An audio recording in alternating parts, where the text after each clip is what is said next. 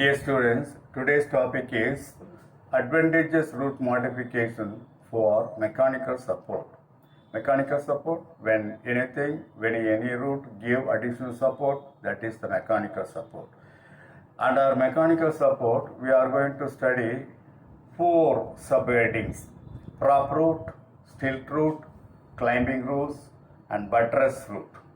First, we will say about the prop route. Prop routes are otherwise called pillar-like routes. These prop routes are produced from the lateral branches of the trees and they grow towards the soil. The prop routes are aerial routes. They grow above the soil. From each branches they are produced. In the case of banyan tree, from each branches the prop roots are produced. They grow towards the soil, affix the soil, and give additional support and give pillar-like support to each branches. So they are called the prop root. Prop root give pillar-like additional support to each branches in which they are growing. For example, Ficus bengaliensis, that is banyan tree, Indian rubber tree.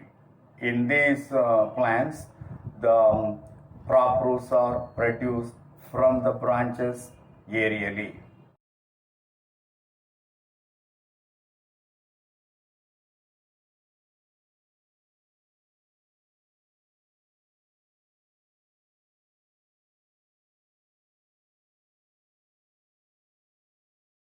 Second one, stilt root. Stilt root is otherwise called brass root.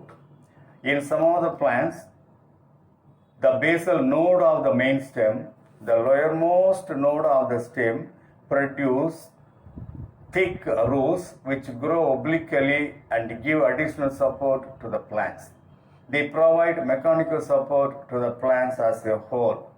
Say for example, in the case of Saccharum officinarum, Zeomys pandanus rhizophora. Saccharum officinarum that is the sugar cane.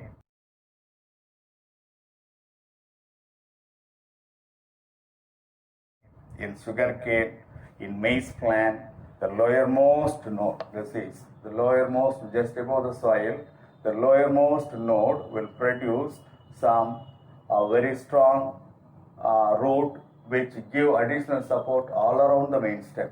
So that is called stilt root.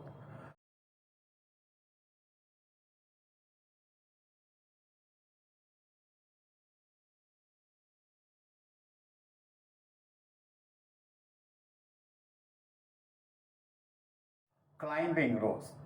Climbing rows are always called clasping rows or clinging rows. The climbing rows are produced from the nose of the stem. From each node, these climbing rows are produced. They attach themselves to the support and help in climbing.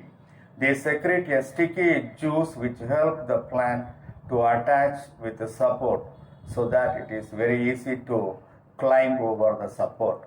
For example, Epipermum pinnatum, Piper beetle, Ficus pumila, in these plants the climbing rows are produced. You might have seen in the money plant also, from each node climbing rows are produced. They are used to fix the plant firmly with the support so that the main plant will climb over the support.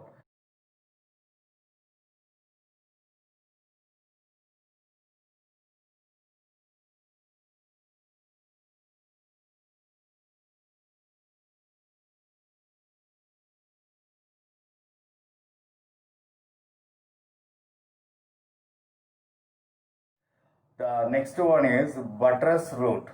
In some trees, broad plank-like outgrowth develop towards the base all around the tree trunk. This is the tree trunk. From the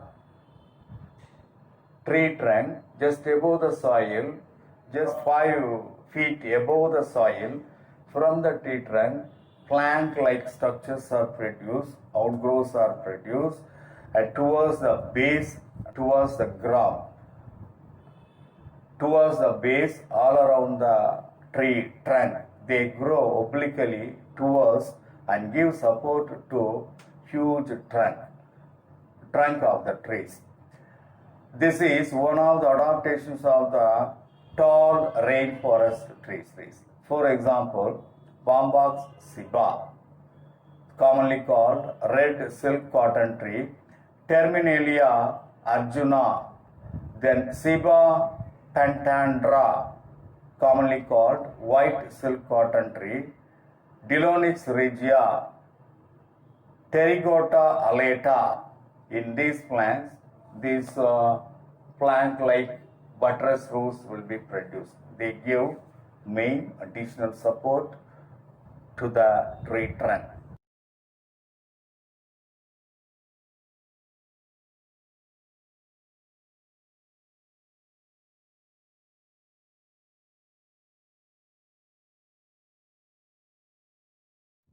Come to the vital functions. Advantageous root modification for vital function in order to carry out very important function, that is the vital function. There are four subheadings we are going to study. One is epiphytic root, second one foliar root, third one sucking root, and fourth one photosynthetic root. Epiphytic roots are produced from the epiphytic plants like vanda. Epiphytes are very small plants growing on the branches of very tall plants to get maximum sunlight and shelter. Most of the orchids are epiphytic plants. They develop a special kind of aerial roots which hang freely in the atmospheric air. They develop a spongy tissue called velamen which helps in absorption of moisture from the surroundings. For example, vanda, Dendrobium, aeris. In these plants, the epiphytic roots are produced. These are all the epiphytic plants. From the epiphytic plants, the epiphytic roots are produced. They are hanging freely in the atmosphere, just 200 feet above the branches. They are growing, and those roots are not connected with the soil, so they have difficult to get water. That's why the epiphytic roots are having velamen tissue. The velamen tissue is having the capacity to absorb water from the moist atmosphere, or they can collect water from the rain. So that is the adaptation seen in the epiphytic root. So that is about the epiphytic root.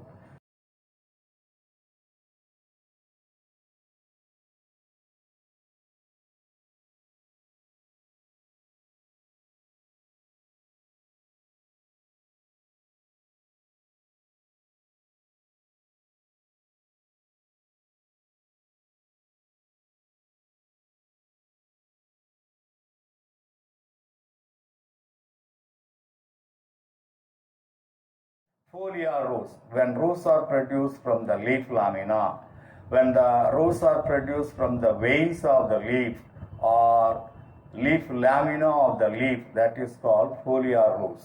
For example, the case of bryophyllum in begonia, in Zamioculcas, the foliar roots are produced. This is the bryophyllum.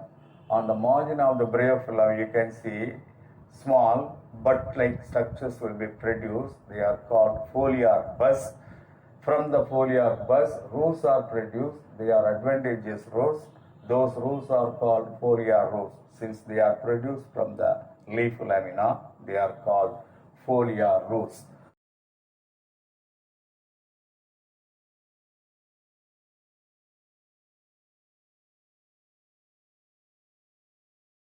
The third one is sucking roots.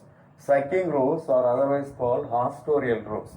Sucking roots are produced from the parasitic plants. All the parasitic plants will produce a special type of roots. They are called sucking roots or hostorial root. Hostorial roots. They are mainly used to absorb water, minerals, food materials from the host organism in which they are growing. So they are the sucking roots. These roots are, the sucking roots are advantageous in nature. They penetrate into the whole tissues of the host plant to suck nutrients from the host plant.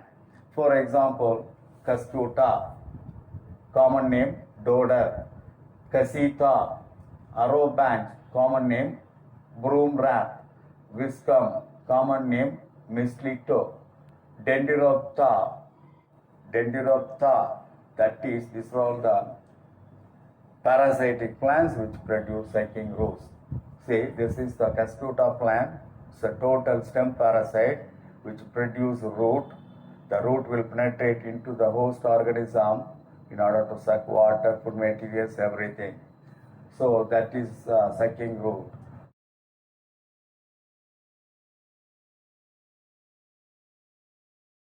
Photosynthetic root. In the case of climbing plants, or in the case of epiphytic plants, the roots are developed with chlorophyll pigments and turn into green colored structure which help in photosynthesis. Since these roots carry out photosynthesis, they are called photosynthetic root. For example, Tinospora trapa natans, commonly called water chestnut, Tinophyllum. In these plants, photosynthetic roots are produced. Photosynthetic roots are green in color because they develop chlorophyll pigments and carry out photosynthesis. So today we have seen about advantageous root modification.